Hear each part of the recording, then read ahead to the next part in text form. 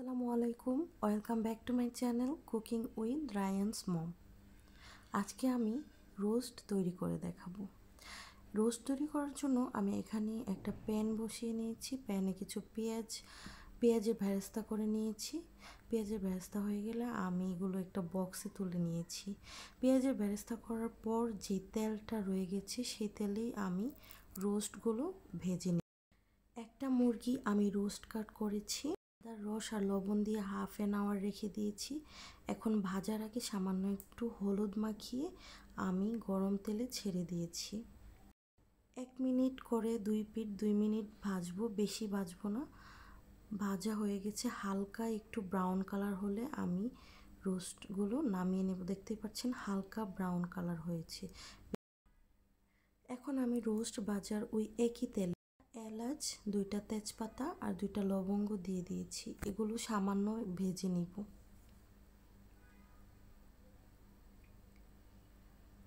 এগুলো ভাজা হয়ে গেলে আমি এখানে 1 কাপ পেঁয়াজ কুচি অ্যাড করে দিলাম।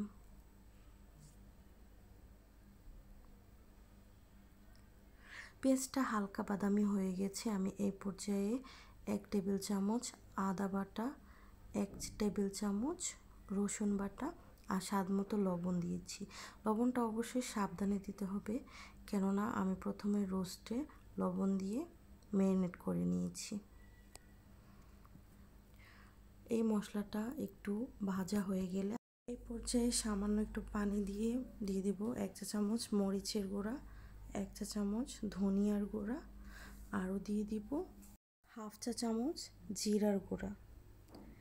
এখানে আমি জয়ফল জয়ত্রী বেটে নিয়েছিলাম, এই জয়ফল জয়ত্রী দিয়ে দিচ্ছি 1 চা চামচ। এই মশলাটা আপনারা চাইলেই বানিয়ে রাখতে পারেন।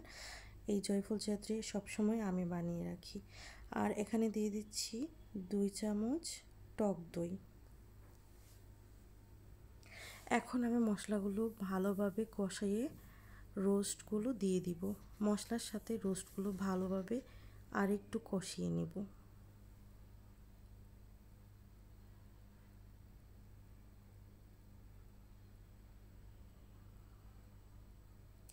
ভালোভাবে আমি মশলার সাথে রোস্টগুলো মিশিয়ে দিচ্ছি, যাতে মশলার স্মেলটা রোস্টে ঢুকে রোস্টটাও সিদ্ধ হয় আর রোস্টটা একটু সফট হয়।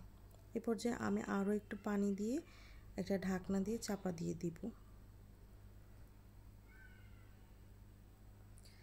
এই পর্যায়ে আমি সামান্য একটু ব্ল্যাক পেপার দিয়ে দিয়েছি। এটা অপশনাল, আপনারা চাইলে নাও দিতে পারেন। আর 1 চা চামচ চিনি দিয়েছি। এখন আমি সবগুলো উপকরণ আর একটু ভালোভাবে নাড়িয়ে মিশিয়ে দিব।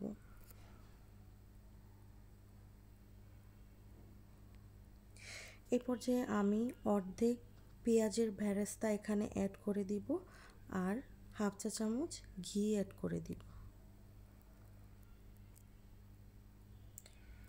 এখানে চিকেনটা সিদ্ধ হওয়ার জন্য আমি আরও একটু পানি দিয়েছি।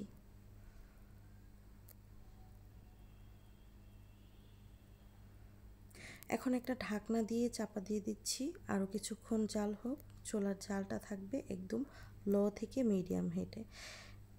এই পর্যায়ে 15 মিনিট হয়ে গেছে। এখন আমি কয়েকটা আস্ত কাঁচামরিচ দিয়েছি আর একটা লেবু চিপড়ে দিয়ে দিচ্ছি, যাতে করে চিকেনের ব্যাড স্মেলটা রোস্টে না থাকে।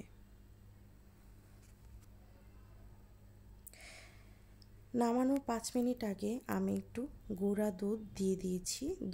দুই চা চামচ গুঁড়া দুধ অ্যাড করেছি আর পেঁয়াজের বেরেস্তাটা অ্যাড করে দিচ্ছি।